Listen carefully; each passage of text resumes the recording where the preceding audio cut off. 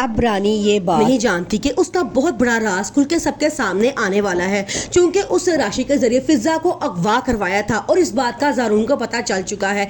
जैसे ही निकाह की डेट फाइनल होती है और निकाह के एंड टाइम पे ज़ारून पुलिस की तमाम नफरी को लेके वहाँ पे पहुँच जाता है और जाके कहता है कि ज़ारून यहाँ पे राशिद को गिरफ्तार किया जाए, जिसपे रानी को बड़ा गुस्सा आता है और वो कहती है कि तुम क्या कर रही हो, तुम मेरे घर में पुलिस लेके आ गए हो। ज़ारून आगे से कहता है कि मेरे पास इसकी गिरफ्तारी के वारंट है। उसकी बहन कहती है कि जुर्म इसको तो गिरफ्तार करके लेके जा रहे हो, तो वो आगे से कहता है कि फिजा को अगवा करके जुर्म में मैं जानता था कि यही इंसान होगा जो फिजा के अगवा के जुर्म में मौजूद होगा। राशिद फौरन घबरा जाता है और साथ ही वो रानी का नाम लेता है और कहता है कि सब कुछ मैंने रानी के कहने पर किया था। साकिब को जब ये बात पता चलती है उसे बड़ा गुस्सा आता है। वो अपनी बीवी से बहुत लड़ाई करता है, यहाँ तक कि उसे घर से भी निकलवा देता है और कहता है कि मैंने कितना ट्रस्ट किया है तुम पे, मैं ये सोच भी नहीं सकता था कि मेरी अपनी बीवी मेरी बहन को अगवा करवाएगी और हमारे घर की इज्जत को इस तरह उछालेगी। अब ये बात सुनकर रानी बड़ा परेशान हो जाती है। वो अपने भाई ज़ारून से बड़ा झगड़ा करती है और कहती है कि तुम मेरा घर बर्बाद करने वाला तो मेरा अपना ही भाई निकला।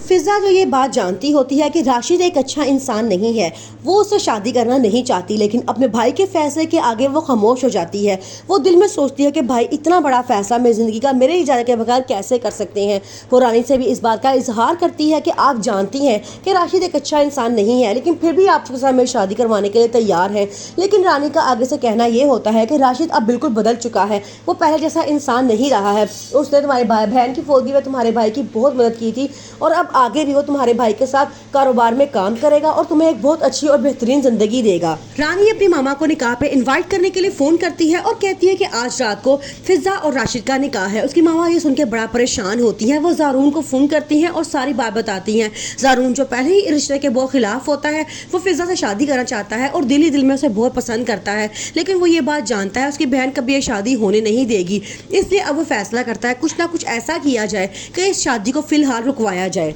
राशिद जो इस शादी में बहुत खुश होता है, वो रानी से कहता है कि मैंने काफ़ी अरसा इस दिन का इंतज़ार किया है कि कब मेरी शादी फिजा से हो, क्योंकि मैं फिजा को बहुत पसंद करता था, लेकिन देखो आज वो दिन आ ही गया। रानी जो बहुत खुश होती है कि इस तरह से फिजा का बोझ उसके सर से उतर जाएगा, लेकिन वो ये बात नहीं जानती कि अनजाने वो कितना बड़ा जुल्म करने वाली है।